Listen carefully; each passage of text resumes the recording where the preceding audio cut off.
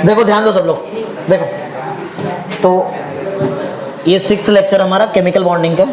देखो तो स्टार्ट करते हैं, ध्यान दो, पढ़ो फर्स्ट क्वेश्चन पढ़ो, क्या लिखा है, covalent character in ionic bond. ये हमारा इसका फर्स्ट क्वेश्चन है, ध्यान से देखो, एकदम इजी लेक्चर है, कोई इतना हार्ड नहीं है, जल्दी हो जाएगा। देखो तो कुछ बनाता मैं यहाँ पे, बताओ ये आयनिक है कि कोवैलेंट है, बड़ा ध्यान से देखो। देखो Na+ और Cl- आयनिक बॉन्ड रहेगा पीछे, बरा लिथियम क्लोराइड LiCl, Cl- से Li+, ये आयनिक है।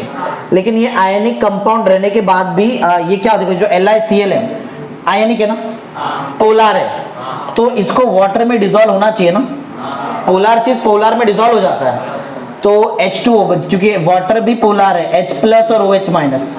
बड़ा समझ में आ रहा मैं क्या बोल रहा है। LiCl आपने लिया है, ये जो LiCl है ये वाटर में डिसॉल्व नहीं होता है, उसकी जगह पे ये डिसॉल्व हो जाता है ऑर्गेनिक सॉल्वेंट में, जैसे कि जो भी ऑर्गेनिक सॉल्वेंट, ईथर वगैरह हो सकता है, बेंजीन, समझा। अब ऑर्गेनिक में डिसॉल्व हो रहा है, ऑर्गेनिक में वही डिसॉल्व होता है जिसके पास कोवैलेंट कैरेक्टर रहता है, ये मानो सबको। अरे कोवैलेंट चीज कोवैलेंट में डिसॉल्व, लाइक डिसॉल्व्स लाइक, ये केमिस्ट्री का रूल है। पोलर है तो पोलर में डिसॉल्व होना चाहिए, लेकिन वाटर में डिसॉल्व हुआ क्या, वो नहीं, वो डिसॉल्व ऑर्गेनिक सॉल्वेंट में हो जाता है, जैसे कि बेंजीन हो गया, ईथर हो गया।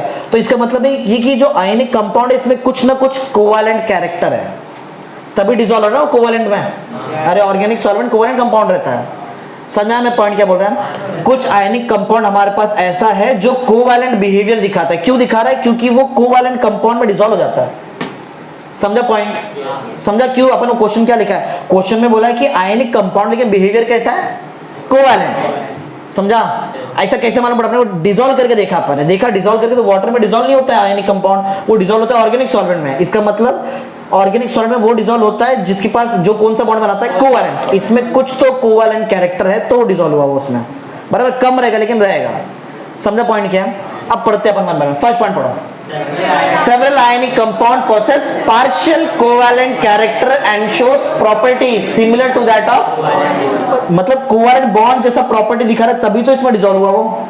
अगर ये आयनिक प्रॉपर आयनिक कंपाउंड का प्रॉपर्टी दिखा तो किस में डिसॉल्व होता, तो वाटर में डिसॉल्व होता था वो, लेकिन वाटर में नहीं हुआ, वाटर में नहीं हुआ, किधर डिसॉल्व हो गया वो, organic solvent. Second point, lithium chloride LiCl, पढ़ो, इज आयनिक, है आयनिक लेकिन डिसॉल्व किधर होता है, but it is more soluble in organic solvent then, यही बताया था मैं, समझा। ऐसा क्यों हो रहा है तुमको मालूम है, क्योंकि कुछ तो पार्शियल, कुछ तो कोवैलेंट कैरेक्टर दिखा रहा है, पार्शियल कोवैलेंट कैरेक्टर, जबकि वो आयनिक है, समझा। Third point, to explain partial covalent character in ionic bond, Fajans put forth following, Fajans rule पढ़ने के अपने यहाँ पे बड़ा, इधर रूल दिया, 4 रूल दिया है साइंटिस्ट का नाम है, उसके हिसाब से अपन देखेंगे कि कोई भी आयनिक कंपाउंड के पास कितना कोवैलेंट कैरेक्टर रहेगा और कितना ज्यादा रहेगा, किससे कम रहेगा, उसमें समझ में आ रहा है क्या। कुछ रूल पढ़ने वाले, कौन सा रूल है, अपन फजांस रूल पढ़ेंगे, पढ़ते हैं। देखो तो फजांस रूल के हिसाब से सब कुछ सिखाएगा मैं अभी तुमको। अभी तक समझा मैंने क्या बोला है, मैंने अभी तक तुमको सिर्फ 2 ही चीज बताया। एक तो ये बताया कि बहुत सारा आयनिक कंपाउंड है जो वाटर में डिसॉल्व नहीं होता, लेकिन किस में डिसॉल्व होता है, इसका मतलब ये है कि वो आयनिक कंपाउंड कुछ ना कुछ पार्शियल कोवैलेंट कैरेक्टर दिखा रहा है, बराबर। अब वो कितना दिखा रहा है वो कहां से मालूम पड़ेगा अपने को, फजांस रूल पढ़ते, फजांस रूल स्टार्ट करते हैं। एक पहले एक चीज बता देता हूं, एक पॉइंट तुमको पहले एक्सप्लेन करता हूं। देखो फजांस रूल के हिसाब से फजांस ने क्या बताया कि जो केटायन है, केटायन मालूम है क्या रहता है, पॉजिटिव साइन वाला ना, एनायन क्या, नेगेटिव, ये सबको मालूम है ना। केटायन का साइज जितना छोटा रहेगा ना उतना ज्यादा कोवैलेंट कैरेक्टर आएगा, समझा। और एनायन का साइज जितना ज्यादा बड़ा रहेगा उतना ज्यादा कोवैलेंट कैरेक्टर आएगा, समझ। ज्यादा कोवैलेंट कैरेक्टर कब कब आ सकता है, पहला बताओ कब आएगा, केटायन का साइज स्मॉल होना चाहिए, और दूसरा एनायन का साइज, आए दोनों साथ में नहीं बोल रहा है, दोनों में से एक भी हुआ तो भी ज्यादा कोवैलेंट कैरेक्टर रहेगा। या तो तुम्हारा केटायन का साइज बहुत छोटा रहे, दूसरा ऑप्शन, या तो एनायन का साइज बहुत ज्यादा रहेगा, समझा। ये 2 है। तीसरा देखो मैंने फर्स्ट बता दिया फजांस रूल, सेकंड में बता दिया, थर्ड रूल सुनो। थर्ड रूल है केटायन के ऊपर का चार्ज, देखो प्लस लिखा है ना, प्लस का मतलब +1 है, जितना ज्यादा चार्ज रहेगा उतना ज्यादा कोवैलेंट कैरेक्टर। एग्जांपल बताता हूं, देखो समझो एग्जांपल में मेरे पास है AlCl3 और फिर है MgCl2 और फिर है NaCl, बराबर। Al केटायन, सामने 3 क्लोरीन है, तो बताओ कितना चार्ज आएगा Al पे, +3 आएगा, सबको मालूम नहीं है, Al पे +3 आएगा, Mg पे +2 आएगा, Na पे सबसे ज्यादा कैटायन पे चार्ज किधर है, L में, तो ये सबसे ज्यादा कोवेलेंट कैरेक्टर दिखाएगा, इससे कम ये है, समझ में आ रहा है, और सबसे कम NaCl। 3 रूल बता दिया फजा, तो एकदम फटाफट जा रहे हैं, अपने को तीनों याद है। पहला, कैटायन का साइज कम रहना चाहिए, दूसरा रूल एनायन का साइज बड़ा रहना चाहिए, थर्ड कैटायन पे चार्ज ज्यादा रहना चाहिए, समझा, क्लियर। एक फोर्थ रूल ये है, जिसके पास d ऑर्बिटल आता है ना, d ऑर्बिटल, जो भी एटम के पास d ऑर्बिटल आ गया किधर, तो उसमें भी कोवेलेंट कैरेक्टर ज्यादा रहेगा एज कंपेयर टू s या फिर p ऑर्बिटल। चारों रूल क्लियर है, बोलो, समझा है क्या? जैसे कि सिंपल एग्जांपल, Cu प्लस कॉपर प्लस, चेक करो इसके बिना ऑक्सीजन स्टेट लिखा है, जो भी रहेगा ऐसा इलेक्ट्रॉनिक कॉन्फ़िगरेशन लिखा है, D आता है क्या, D दिख रहा है, Na प्लस में नहीं आ रहा है, दोनों में से ज्यादा कोवेलेंट कैरेक्टर कौन दिखाएगा, Cu प्लस। चारों रूल हो गया है, 4 ही पॉइंट है इसमें, खत्म हो गया पूरा, खाली पढ़ के सुनाते पढ़, चारों याद है क्या तुमको, तो फटाफट खत्म करेंगे। किधर गया अपन, फर्स्ट रूल पढ़ो, the smaller size of cation, देखो पहले बोल दिया कैटायन का साइज स्मॉलर, बराबर, and larger size of anion renders greater covalent character to the covalent character बढ़ जाएगा आयनिक बॉन्ड का, अगर स्मॉलर साइज कैटायन का है और एनायन का साइज ज्यादा है तो। क्लियर? आगे एग्जांपल बता दो, एग्जांपल देखते चलो। तो मैं कुछ एग्जांपल देता है और एग्जांपल में तुम लोग को रूल याद है ना, पूरा चारों रूल याद है कि नहीं? हाँ, अब मैं कुछ एग्जांपल देता है, उसमें से बताओ किसके पास ज्यादा कोवेलेंट कैरेक्टर आएगा। ध्यान से देखो और बताओ। देखो सबसे पहले मेरे पास तुमको एग्जांपल देता है Na+ और Cl-, NaCl, ये एक एग्जांपल है। दूसरा है LiCl, बराबर है, ये दो एग्जांपल है। और पूछा दोनों में से ज्यादा कोवेलेंट कौन है, जबकि देख के लग रहा है तो आयनिक है प्लस ना, ज्यादा कोवेलेंट कैरेक्टर किसके पास रहेगा तुम्हारे हिसाब से? देखो अब पहले चेक करो दोनों में क्या सेम है, कैटायन सेम क्या anion same? Anion Cl same है, उसको नहीं देखें अपन, कैटायन पे ध्यान देंगे, बराबर। तो लिथियम और दूसरा कौन है, सोडियम। कैटायन का साइज कैसा रहना चाहिए, छोटा। तो ये मेरे को लगता है दोनों ग्रुप 1 के एलिमेंट्स हैं। ग्रुप 1 हाइड्रोजन, लिथियम, फिर sodium, potassium, rubidium, caesium, francium, बराबर, मालूम ना। तो पहले हाइड्रोजन आता है, फिर लिथियम आता है, फिर तो नीचे जाएंगे तो एटम का साइज क्या होता है, बढ़ेगा। As we go down the group the size of atom increases, पढ़ा अपन ने। तो किसका एटम बढ़ा, Na का, इसका एटम बड़ा है, इसके कंपैरिजन में जो Li है इसका एटम, तो छोटा एटम चाहिए कि बड़ा एटम चाहिए? तो ऊपर वाले के पास ज्यादा कोवेलेंट कैरेक्टर है। समझ में आ रहा है क्या? अरे सिंपल है, समझा नहीं समझा?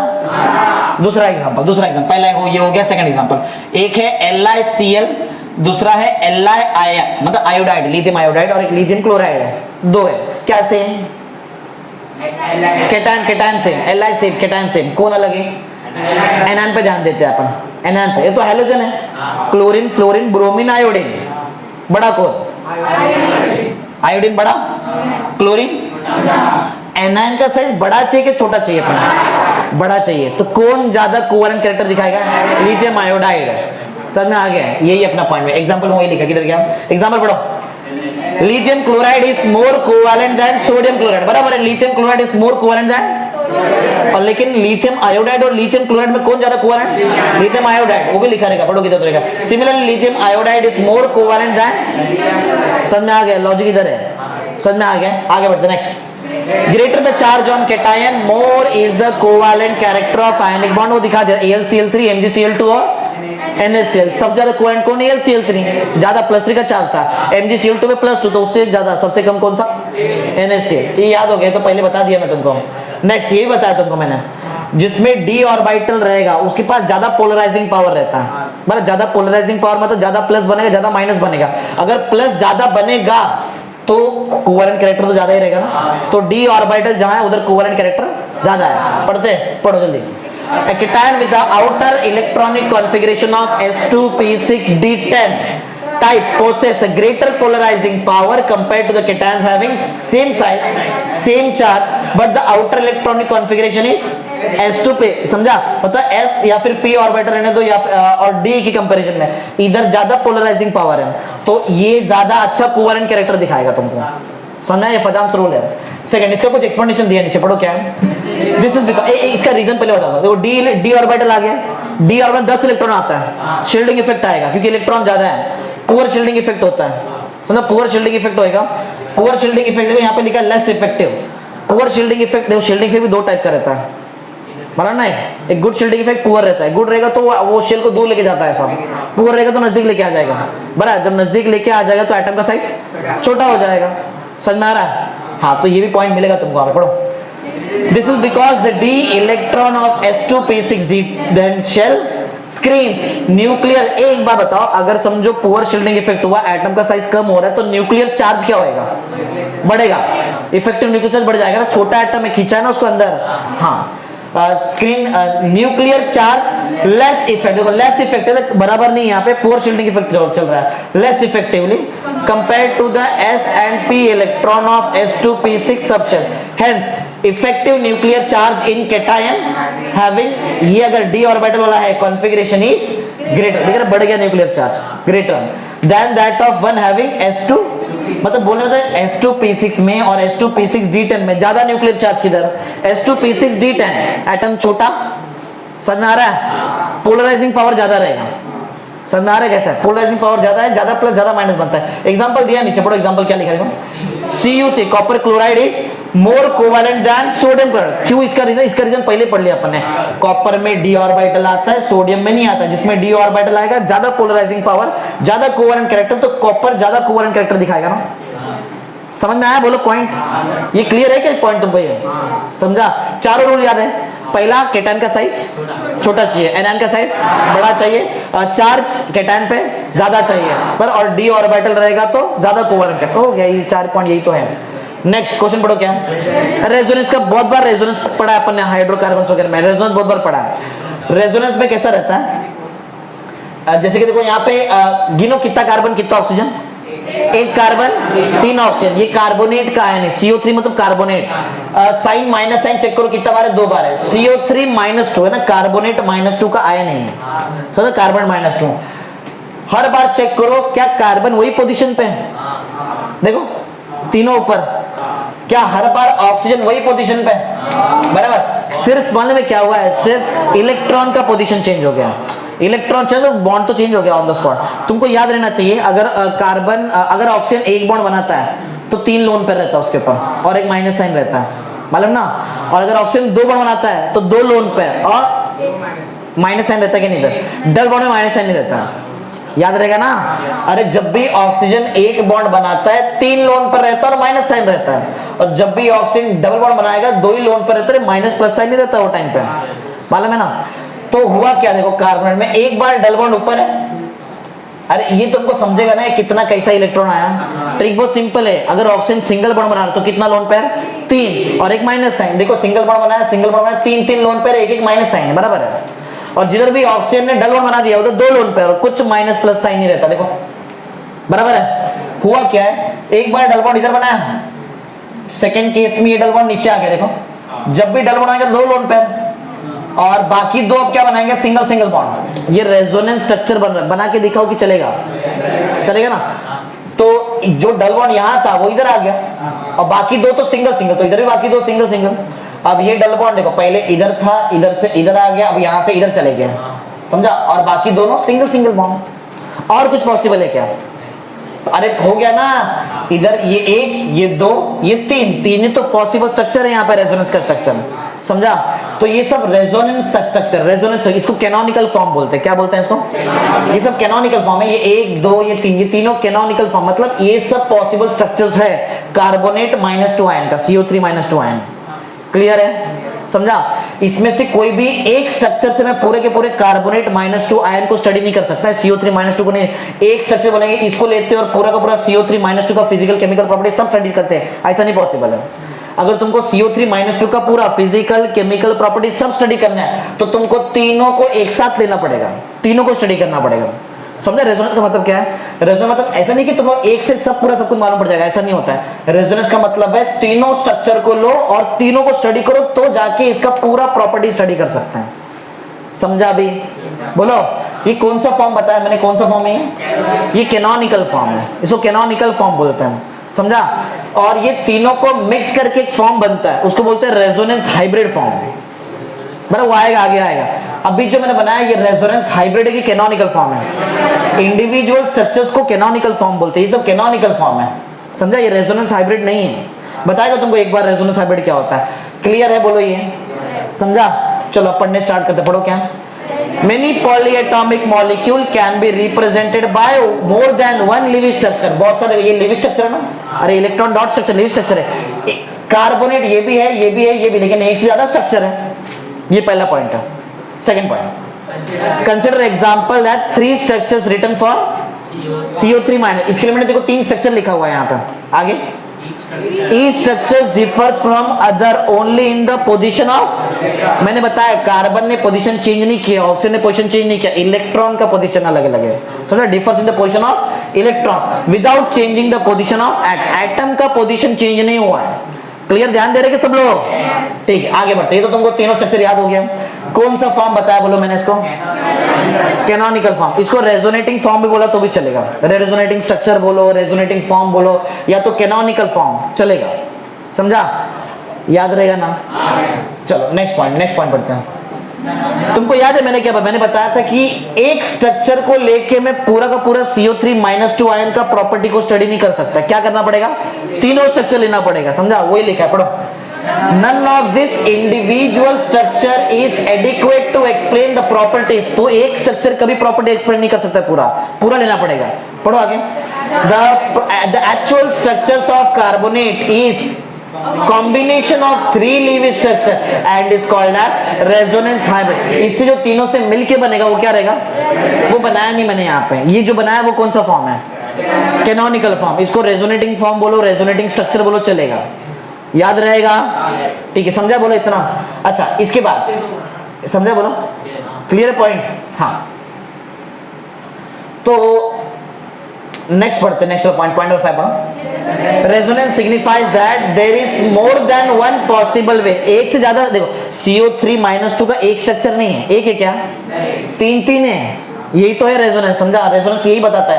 Resonance signifies that there is more than one possible way in which electron can be assigned to the Lewis structure. देखो एक बार डबल बॉन्ड ऊपर, तो एक बार इधर और एक बार इधर। 3 फॉर्म बताया ना अपन ने। एक है क्या? एक ही रहेगा, ऐसा नहीं रहता है, समझा? 3 अलग अलग स्ट्रक्चर पॉसिबल है, बराबर? और तीनों अलग अलग वहां पे न्यूट्रलिटी एक्सप्लेन करता है वहां पे बार-बार। बोलो क्लियर है? तो किधर यहां तक आ गए थे ना हम लोग? हाँ, मैंने ये तीनों स्ट्रक्चर कुछ तो नाम बोला था, कैनोनिकल फॉर्म। नेक्स्ट पॉइंट, ध्यान दे सब लोग ध्यान दो।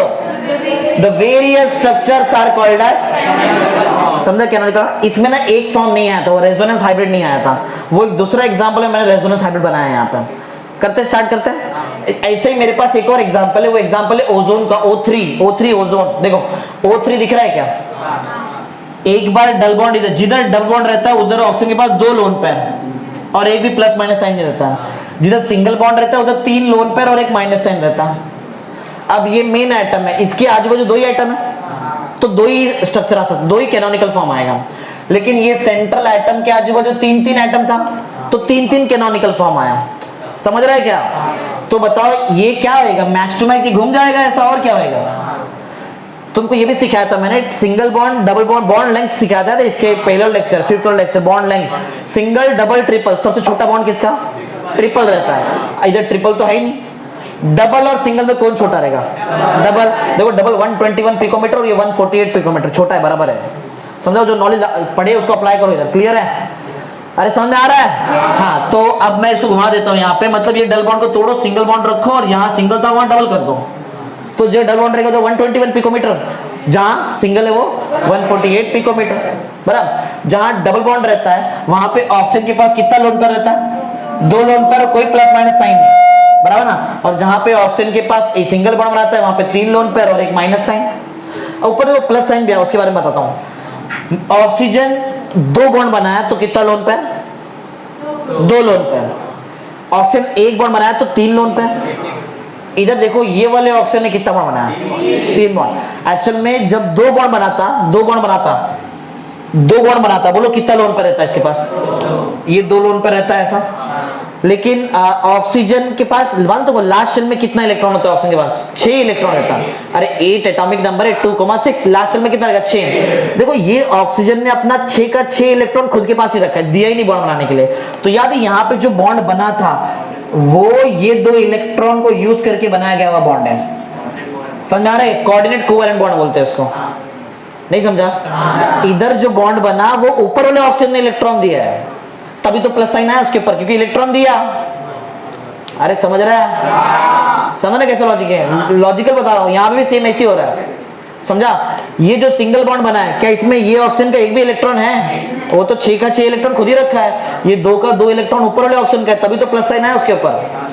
समझ में आ रहा है? हाँ, तो 2 ही कैनोनिकल फॉर्म है, 2 ही Canon.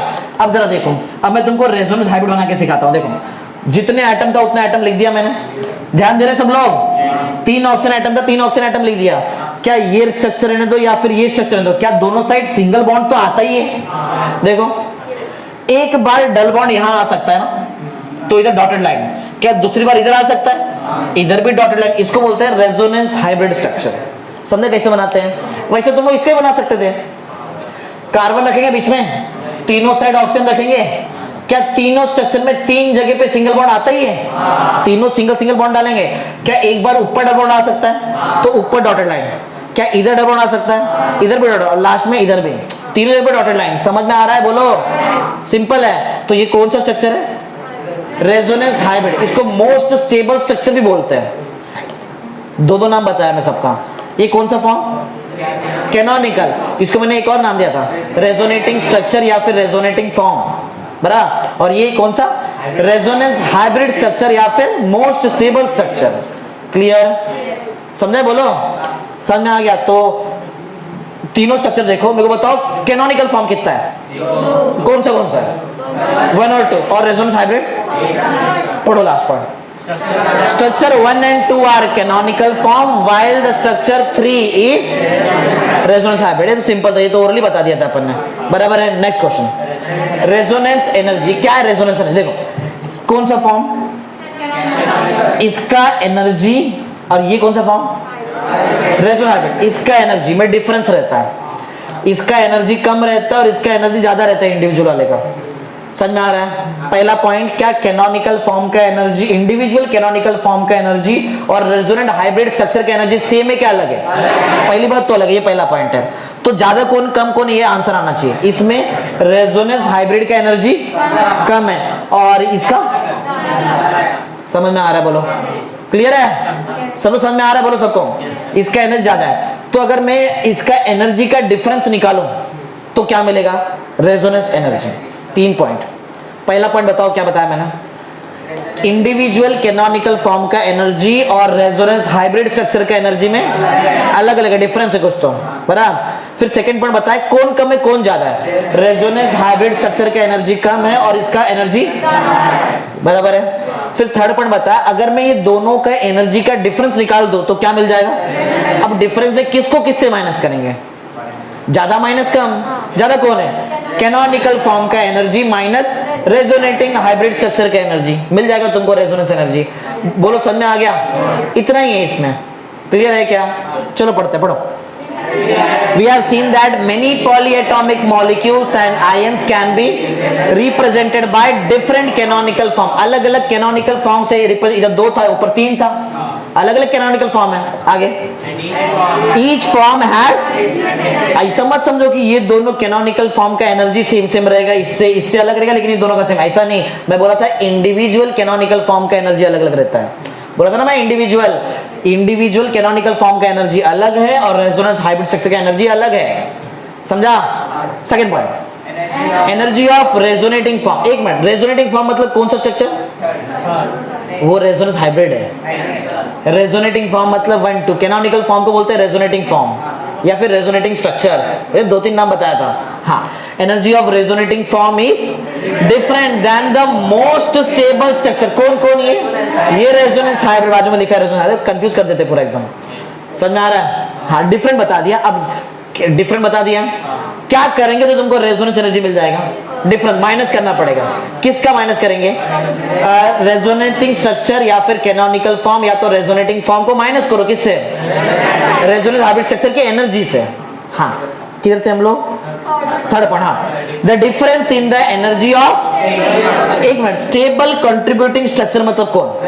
Resonance hybrid. Stable word आया तो उधर जाने का डायरेक्ट। हाँ, एंड रेजोनेटिंग फॉर्म तो तुमको मालूम है, कैनोनिकल फॉर्म। हाँ, इज यूजुअली डिफाइंड एज, समझा, रेजोनेंस एनर्जी।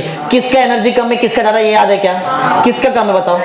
रेजोनेंट हाइब्रिड का कम है, और ये इसका रेजोनेटिंग फॉर्म या फिर कैनोनिकल फॉर्म का ज्यादा है। पढ़ो, energy of resonant hybrid structure is less, कम है, less than the energy of any single canonical form. Hence resonating stabilizes certain polyatomic molecules और आयंस। ये पॉइंट का मेन मतलब समझा क्या?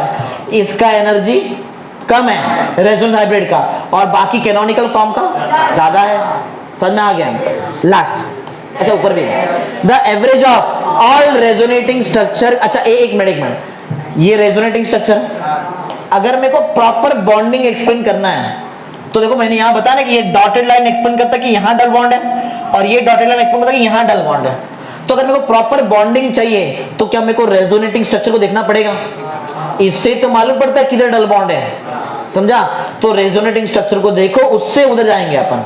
पढ़ो last point, the average of all resonating structure contributes the overall bonding characteristics feature of molecule। मतलब इसको देख के बता सकते बॉन्डिंग वेंडिंग कैसा होता रहेगा यहाँ पे। क्लियर बोलो? ऊपर तुमको मैं एक ऑप्शन देता हूँ, मेरे को बताओ उसमें किसका एनर्जी कम, किसका ज्यादा। 1 2 3, 1 2 एक सेगमेंट है, 3 अलग है, बरा? बताओ 1 2 का एनर्जी ज्यादा क्या 3 का एनर्जी ज्यादा? 1 2 का ज्यादा है, कम किसका है? मालूम है नहीं? यही लिखा है, पढ़ो ऊपर। This will be clear from the example of ozone. Ozone का एग्जाम्पल लिया अपन ने, क्या हुआ पढ़ो? इज रिप्रेजेंटेड बाय 2, कह रहा है 2 है क्या 3 है? 2 कैनोनिकल फॉर्म 2 है, ये क्या है? ये तो रेजोनेंस हाइब्रिड है। इधर कितना कैनोनिकल फॉर्म? रेजोनेंस हाइब्रिड कितना रहेगा? एक ही रहता है। रेजोनेंस हाइब्रिड तो एक ही रहेगा ना, कैनोनिकल फॉर्म 3 है, बराबर? लेकिन अपन ये इसकी बात कर रहे हैं, ओजोन इधर है, 2 कैनोनिकल फॉर्म है, 1 और 2, और 3 क्या है? Resonance hybrid. तुमको पहले मार्क तो पढ़ो, दो एनर्जी वाला, the energy of 3 is less than, वही नहीं था क्योंकि वो रेजोनेंस हाइब्रिड है। समझ में आ रहा है क्या? नेक्स्ट कुछ लिमिटेशन पढ़ते हैं अपन वैलेंस बॉन्ड थियरी का। वैलेंस बॉन्ड थियरी कुछ लिमिटेशन से पढ़ो, क्वेश्चन पहले पढ़ो क्या है लिमिटेशंस ऑफ वीबीटी। आज खत्म हो जाना, आज वैलेंस बॉन्ड थियरी पूरा खत्म हो जाता है। अब इसके बाद नेक्स्ट लेक्चर जो लूंगा उधर मॉलिक्यूलर ऑर्बिटल थियरी आएगा, बराबर? एमओटी। चलो पढ़ते हैं। अच्छा इसमें पहले बता दूं मैं यहाँ पे, देखो तुमको याद है ये अपना जो ओजोन वाला मॉलिक्यूल था, ओजोन का, इसमें जो एक बॉन्ड है, इसमें 2 का दोनों इलेक्ट्रॉन किसने दिया है? ऊपर वाला ऑक्सीजन ने दिया ना। कौन सा बॉन्ड है ये? Coordinate covalent bond. ये कैसे बनता है इसका कोई इंफॉर्मेशन वीबीटी के पास नहीं है। वैलेंस बॉन्ड थ्योरी इसके बारे में कुछ नहीं बताता है, समझा? वैलेंस बॉन्ड थ्योरी बताएगी कोवैलेंट बॉन्ड कैसे बन रहा है वो बताएगा, कोवैलेंट बॉन्ड कैसे बन रहा है वो बताएगा, लेकिन कोऑर्डिनेट कोवैलेंट बॉन्ड कैसे बनता है उसका इंफॉर्मेशन नहीं है। ये पहला लिमिटेशन है, याद रहेगा। कोऑर्डिनेट कोवैलेंट बॉन्ड कैसे बनता है ये वीबीटी को नहीं मालूम है। क्लियर? पहला पॉइंट पढ़ो। VBT explains only the formation of covalent bond in which the shared pair of electrons comes from 2 bonding atom। 2 जगह से आता है ना shared pair, तभी तो बनता है covalent। उसका इंफॉर्मेशन है, किसका इंफॉर्मेशन नहीं है? कोऑर्डिनेट कोवैलेंट का नहीं है। आगे, however it offers no explanation for the formation of coordinate covalent bond in which both the electrons are contributed by only one bonded atom। समझा? कोऑर्डिनेट कोवैलेंट बॉन्ड का कोई इंफॉर्मेशन नहीं है वहां पे। पहला पॉइंट समझा? अरे बोलो, क्लियर है क्या एकदम? हाँ। सेकंड पॉइंट ऑक्सीजन के बारे में। जरा ऑक्सीजन के बारे में कुछ बताओ। देखो ऑक्सीजन का atomic number 8, electronic confidence 2,6, last में कितना इलेक्ट्रॉन है? 6 इलेक्ट्रॉन है। अगर मैं इसको प्रॉपर वो 1s2 वाला लिखूं तो देखो क्या आता है, ग्राउंड स्टेट इलेक्ट्रॉनिक कॉन्फिडेंस बताओ कितना आएगा? 2s2 2p 8 है ना, 4 2p4 बराबर ना, 2p4 है। अगर मैं इसको ऑर्बिटल्स वगैरह बनाऊं, ऑर्बिटल लास्ट है ना, लास्ट में ध्यान दो, ये 2s का ऑर्बिटल 2 इलेक्ट्रॉन है, और p में 3 ऑर्बिटल आता है, p सब शेल में, और कितना इलेक्ट्रॉन? 4, 1 2 3 4, बराबर है? समझ में आ रहा है? क्या लगता है अनपेड इलेक्ट्रॉन कितना है? कितना बॉन्ड बनाएगा? 2 बॉन्ड बनाएगा ना। तो एक सामने वाला कोई हाइड्रोजन आया, फिर कुछ भी ऐसा, समझो वाटर केस में हाइड्रोजन, एक हाइड्रोजन आया, 2 हाइड्रोजन आया, और एक ऑक्सीजन मिलके वाटर बन गया। अरे ऑक्सीजन का बताया ना, एक ऑक्सीजन 2 हाइड्रोजन, बराबर है? देख के बताओ अनपेड इलेक्ट्रॉन प्रेजेंट है कि पेड इलेक्ट्रॉन प्रेजेंट है? पेड इलेक्ट्रॉन से डायमैग्नेटिक बिहेवियर आता है। कौन सा बिहेवियर? डायमैग्नेटिक। और अनपेड से क्या आता है? पैरामैग्नेटिक, याद रहेगा। अरे पहले बताया मैं तुमको, अनपेड इलेक्ट्रॉन से कौन सा बिहेवियर, अनपेड पैरामैग्नेटिक। अनपेड मतलब सिंगल इलेक्ट्रॉन, और जोड़ी में रहेगा इलेक्ट्रॉन तो डाई। देख के क्या लग रहा है कौन सा मैग्नेटिक, डायमैग्नेटिक। लेकिन जब एक्सपेरिमेंटली मालूम पड़ा तो उधर मालूम पड़ा कि ऑक्सीजन के पास तो पैरामैग्नेटिक बिहेवियर है। समझा, इसका एक्सप्लेनेशन भी वीबीटी के पास नहीं है।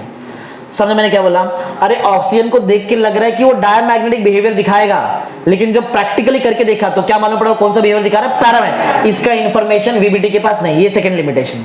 समझा ऑक्सीजन के बारे में, पढ़ो। Oxygen molecule is expected to be a diamagnetic according to this theory. ये थियरी कहते हैं डायमैग्नेटिक है। वो डायमैग्नेटिक तब रहता है ना जब पैड रहता है कि अनपैड, पैड। पढ़ो, the two atoms in the oxygen molecule should have completely filled electronic shell। completely filled रहता है, अरे पूरा फिल है ना। अगर ऑक्सीजन का O2 का मॉलिक्यूल रहेगा O तो भी पूरा completely filled रहेगा पे, क्योंकि ऑक्सीजन तो डबल बॉन्ड बनाता है, इधर भी डबल बॉन्ड से पूरा फिल हो गया ना, फिल हो जाता है बराबर। हाँ, which gives no unpaired, एक भी अनपेड इलेक्ट्रॉन नहीं है, which gives no unpaired electron to the molecule making it, ऐसा होना चाहिए था, डायमैग्नेटिक होना चाहिए था। देख के तो वही लग रहा है, लेकिन एक्सपेरिमेंटली क्या है अपने को, पैरामैग्नेटिक। पढ़ो आगे पढ़ो। However, experimentally the molecule is found to be paramagnetic with two unpaired electron, दो अनपेड इलेक्ट्रॉन्स है। बराबर दिख रहा था क्या तुमको इधर, नहीं, लेकिन प्रैक्टिकली मालूम पड़ा ऐसा। टू वो पढ़ेंगे अपन एमओटी में, मॉलिक्यूलर ऑर्बिटल थ्योरी में, टू अनपेड इलेक्ट्रॉन्स किधर गया अपना। But this this theory fails to explain the paramagnetic behaviour of oxygen molecule. Oxygen के पास पैरामैग्नेटिक बिहेवियर कहां से आ रहा नहीं मालूम। दो लिमिटेशन समझा, पहला लिमिटेशन किस पे था याद है, कोऑर्डिनेट कोवैलेंट बॉन्ड। दूसरा लिमिटेशन ऑक्सीजन का मैग्नेटिक बिहेवियर जो पैरामैग्नेटिक है एक्सपेरिमेंटली, लेकिन देख के मालूम पड़ता है डायमैग्नेटिक। समझा, बोलो। एक लास्ट है यहाँ पे, लास्ट में देखो, जैसे कि B2H6 कंपाउंड है, ये जो कंपाउंड है ये, हाँ ये जो रहेगा इसमें, हाँ इसमें कैसा रहेगा, तुमको क्या लगता है कि 6 हाइड्रोजन है, 6 हाइड्रोजन, बोरॉन कितना है, तो 2 बोरॉन के लिए 6 हाइड्रोजन है, एक बोरॉन के लिए कितना हाइड्रोजन रहेगा, 3 रहेगा। तो बोरॉन को कितना बॉन्ड बनाना चाहिए, 3। एक बोरॉन 3 बॉन्ड बना रहा, समझो आजू बाजू, तो टोटल कितना इलेक्ट्रॉन हुआ, 6 हुआ, 8 से कम हुआ ना।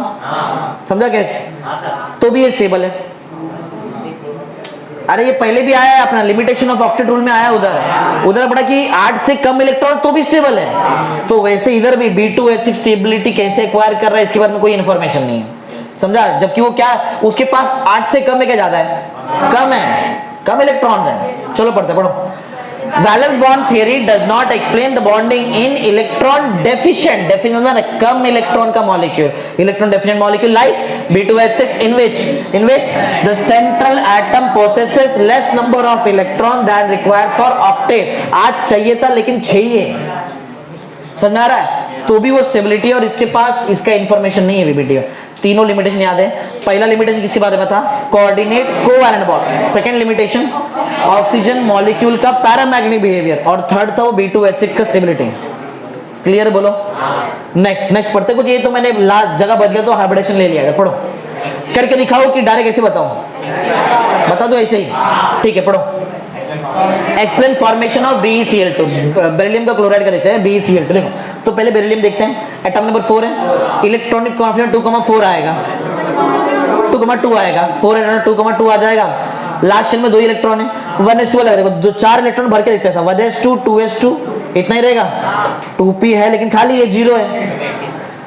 देखो 1s2 2s2, अगर कोई तुमको पूछे कि इसमें वैलेंस शेल का नंबर क्या है तो 2 बोलेंगे। इसमें कितना इलेक्ट्रॉन, 2। पैड है क्या अनपैड दिख रहा है, बॉन्ड बनाया है क्या, नहीं बनाएगा। जबकि सामने बेरिलियम के सामने 2 क्लोरीन है, कितना बॉन्ड बनाना बनता है उसको, अरे 2 क्लोरीन दिख रहा है सामने, कितना बॉन्ड बनाना चाहिए, 2 बनाएगा ना। दिख रहा है कि एक भी बॉन्ड बनाएगा नहीं, लेकिन क्योंकि ये ग्राउंड स्टेट का ऑर्बिटल है, एक्साइटेड स्टेट में जाते हैं ना, तो जैसे ही अपन एक्साइटेड स्टेट इलेक्ट्रॉनिक कॉन्फ़िगरेशन में जाएंगे, जो 2s2 में जो 2 इलेक्ट्रॉन, यहां से एक इलेक्ट्रॉन जंप मारेगा p में जंप मारेगा ना, और 2s2 से बोलो क्या बन जाएगा, वो 2s1, और जो 2p पहले 0 था वो क्या बन गया, 2p1 बन जाएगा। देखो 2s2 2p1 बन गया। ये 2s का इलेक्ट्रॉन है, और 2p में x में इलेक्ट्रॉन है, y खाली है, z खाली है, ये तुमको मालूम नहीं, y और z। p में 3 डायरेक्शन होता है, 3 ओरिएंटेशन होता है, बराबर ना। अब बताओ क्या इधर 2 बॉन्ड बन सकता है, नहीं। अभी भी ये हाइब्रिड, जब तक हाइब्रिड नहीं बने तब तक बॉन्ड नहीं बनता है, बराबर है। तो ये कोई किसका ऑर्बिटल, ये s का ऑर्बिटल है और ये किसका ऑर्बिटल है। अगर मैं इसको मिक्स कर दूं तो sp हाइब्रिडाइजेशन हो जाएगा, S और P मिला ना तो sp हाइब्रिडाइजेशन हो जाएगा। तो मैंने इसका एक S ले लिया और इसका P ले लिया और कौन सा हाइब्रिडाइजेशन कर दिया बताओ? sp का हाइब्रिडाइजेशन कर दिया अपन। sp हाइब्रिडाइजेशन ही है, समझा? 180 डिग्री का बॉन्ड एंगल याद है कि sp में है। हाँ, तो ये sp हाइब्रिडाइजेशन हो गया यहाँ पे, जिसमें 2 नंबर क्यों दिया बताओ मैंने यहाँ पे? क्योंकि 2s और 2p से बना है, इसके लिए 2 में लिख दिया sp, समझा? अच्छा, तो इसके बाद अपन देखते हैं यहाँ पे क्या क्या होता है। ये मैं करके दिखाता हूँ। ये जो यहाँ पे किया ना अपन, ये करके देखते हैं तो ज्यादा अच्छे समझ में आएगा तुमको। अब बॉन्ड फॉर्मेशन समझना पड़ेगा तुमको। तो अभी तक समझा क्या क्या हुआ है? ये जो भी मैंने sp का हाइब्रिडाइजेशन बताया, ये किसका है? ये बेरिलियम का है क्या क्लोरीन का है? क्लोरीन नहीं दिखाएगा हाइब्रिडाइजेशन। देखो एटॉमिक नंबर 17 है, इलेक्ट्रॉन 2,8,7। अगर भरेंगे ऐसा 1s में 1s2 2s2 2p6 3s2 3p5 7 ना लास्ट में। अगर मैं कोई तुमको पूछे यहाँ पे कि वैलेंस शेल कौन सा है, तो थर्ड है वैलेंस शेल, थर्ड है। तो इसमें 3s में 2 इलेक्ट्रॉन है और 3p में 5, तो 1 2 3 भरेगा पहले, फिर 4 और 5 और लास्ट वाला ऑर्बिटल खाली रहेगा। ये समझता क्या इतना? इसमें हाइब्रिडेशन नहीं होता है, सेंट्रल एटम में होता है इधर, समझा है? कौन सा हाइब्रिडेशन है बताओ? sp। देखो कैसे हुआ रहेगा, क्या s ऑर्बिटल आया रहेगा, इसके सामने क्या p वाला ऑर्बिटल भी आया रहेगा, सब p वाला ऑर्बिटल, p वाला ऑर्बिटल मालूम ना सबको? ऐसा रहता ना p का ऑर्बिटल, और एक हॉरिजॉन्टल में ऐसा रहता, बराबर ना? ऐसा ये रहेगा x ओरिएंटेशन, ये y ओरिएंटेशन और ये z। ये तो ओरिएंटेशन रहता नहीं, अलग अलग, समझा? कितना इनन्यूमरेबल। क्लियर है? s और p में से कितना ऑर्बिटल लूं बताओ मैं? एक ही लेंगे। और हाँ, समझा कैसा है? और नया कुछ और बनेगा, नया जो बनेगा वो क्या रहेगा? sp का हाइब्रिड ऑर्बिटल। समझ में आ रहा है क्या? चलो मिलके बनाते हैं। sp का हाइब्रिडाइजेशन याद है कैसा होता है? उसका हाइब्रिड ऑर्बिटल कैसा रहता है? देखो, हाँ, एक छोटा रहता है ऐसा और एक बड़ा रहता है ना यहाँ पे। ये क्या है बताओ? क्या बनाया मैंने? ये sp का एक ही हाइब्रिड ऑर्बिटल। देखो 2 रहता है ना sp में हाइब्रिड ऑर्बिटल, ये एक है और एक बनाता है। देखो मैं, ये दूसरा है, समझा? sp का हाइब्रिड ऑर्बिटल। समझ में आ रहा है? बोलो। ये क्या बना दिया बताओ मैंने? ये मैंने sp का 2 हाइब्रिड ऑर्बिटल बनाया है यहाँ पे। क्लियर है? हाँ, ये किसका है? ये बेरिलियम का कि क्लोरीन का है? बेरिलियम का है। इसका रिएक्शन मतलब ये किससे ऐड हो गया बताओ? बेरिलियम में सामने कौन है? क्लोरीन। क्लोरीन में कौन सा ऑर्बिटल रिस्पॉन्सिबल है बॉन्ड बनाने के लिए? जरा देखो उधर, p में कौन सा? 2p 3p z वाला, z ना z। तो चलो पूरा बनाता है मैं, पूरा का पूरा p ऑर्बिटल लेता है, पूरा p सबसे लेता है, उसमें से यूज खाली z करेंगे अपन। p पूरा लेता है लेकिन यूज क्या करेगा? मैं सिर्फ z। देखो तो मैं p पूरा ले लेता है यहाँ पे। या बताओ पहले है क्या? ये sp है ना, sp का हाइब्रिड ऑर्बिटल है। तो अपन यहाँ पे पूरा अक्खा p लेते हैं। ये p का x हो गया, ये p का y हो गया और ये p का समझा z है, ये y हो गया, ये क्या हो गया? x। समझा? कितना लूं बताओ मैं? ये क्लोरीन का है, क्लोरीन 2 है, 2 लेना पड़ेगा ना। अरे 2 क्लोरीन है। इसमें से मेरे काम का बताओ कौन है? मैं x और y को बनाएगा ही नहीं, समझा? मैं सिर्फ z बनाएगा। देखो तो पहले बताओ जो मैं बना रहा है ये क्या है? ये बोलो क्या बना दिया मैंने? ये sp का एक हाइब्रिड ऑर्बिटल और ये sp का दूसरा हाइब्रिड ऑर्बिटल। ये तो सिर्फ sp बना अभी तक अपने को, मतलब बेरिलियम बनाया खाली में अभी तक। कौन चाहिए? क्लोरीन चाहिए ना, तो क्लोरीन भी आना चाहिए। कितना क्लोरीन चाहिए? 2। और उसमें सिर्फ मेरे को लगता है, देखो इधर देखा जाए ना, ये x में 2 इलेक्ट्रॉन ऑलरेडी है उसके पास, y में भी 2 इलेक्ट्रॉन है, z में 1 ही है, बराबर है? तो वो z का ऑर्बिटल इधर आएगा ना ऐसा। समझ रहे क्या? बताओ तुमको ये वाला। और sp में था ना एक इलेक्ट्रॉन, अरे sp में भी तो एक इलेक्ट्रॉन है, sp का 1 इलेक्ट्रॉन और ये p का 1 इलेक्ट्रॉन। एक क्लोरीन हो गया, और ऐसा एक और एक क्लोरीन आएगा ना यहाँ पे, ये रहेगा ना इधर। अरे समझ गया रहेगा तुमको, इतना हार्ड नहीं है। समझा क्या? बोलो ये समझा क्या है? ये बोलो ये कौन सा ऑर्बिटल है? ये रेड वाला, ये है 3pz1 ना, 1 नहीं बोलेंगे, 3pz है किसका? क्लोरीन का। ये क्या है? ये भी 3pz है किसका? क्लोरीन का। ये क्या है? ये sp हाइब्रिड ऑर्बिटल है बेरिलियम का। 2sp की बात बोलो, समझा? हो गया? समझा कैसे क्या है? इजी, इतना हार्ड भी नहीं है। थोड़ा घर पे तो पढ़ना तो पड़ेगा, एक बार समझाने का मेरा है, पढ़ना तो तुमको घर पे पड़ेगा, उसके बाद ही आएगा सब चीज़।